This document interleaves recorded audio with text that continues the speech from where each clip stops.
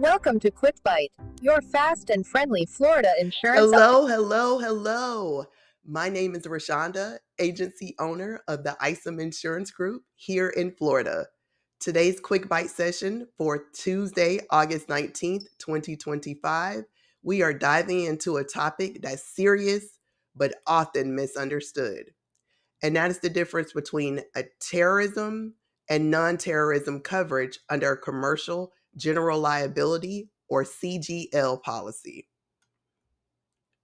If you own or manage a business, these differences can mean the difference between being fully covered or facing huge out-of-pocket losses. Let's break it down. No insurance degree is required. First, quick refresher. CGL stands for Commercial General Liability.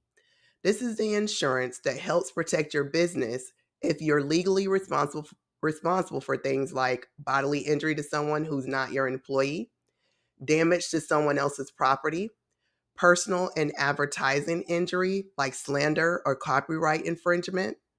Think of it as the lawsuit protection policy for your business. But here's the kicker. CGL doesn't automatically cover every type of catastrophic event. And terrorism is one of those areas where the rules are different.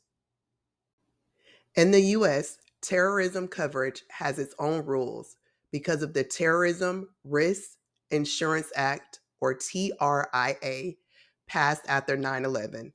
Here's the key point. For an act to be considered certified terrorism under TRIA, it has to be officially declared by the U.S. Secretary of the Treasury in consultation with Homeland Security and the Attorney General.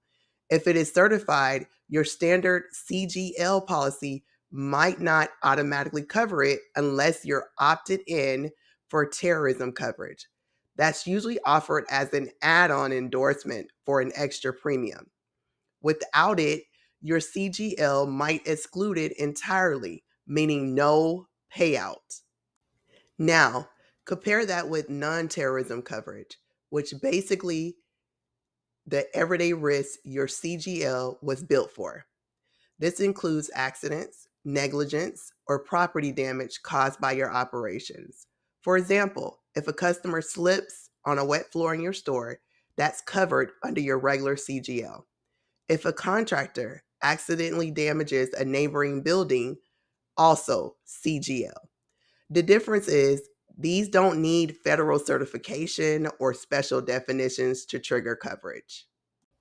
Here's where it gets tricky. What about riots, civil commotion, or vandalism during unrest? These are generally not classified as terrorism under TRIA, so they're often covered under your standard CGL. But you still need to check your policy's wording. Some insurers put exclusions or sublimits in place for these events, especially in high-risk areas. So why not carry both terrorism and non-terrorism coverage? Non-terrorism covers 99% of your day-to-day risks. Terrorism coverage steps in for those rare but devastating certified acts.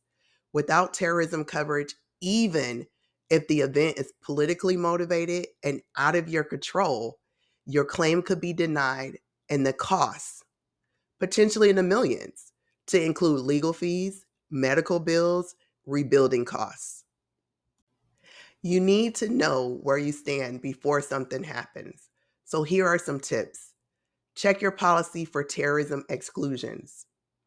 Look for endorsements like TRIA coverage or certified acts of terrorism coverage. Ask your agent, and yes, get it in writing. Terrorism coverage might seem like an unlikely need until it isn't. Make sure you understand both terrorism and non-terrorism coverage under your CGL, so you're not left with a massive gap. If you found this breakdown helpful, hit the like button, subscribe for more insurance insights, and drop your questions in the comments. I'll see you next time. Bye. Thank you for watching. Visit us at isomInsuranceGroup.com.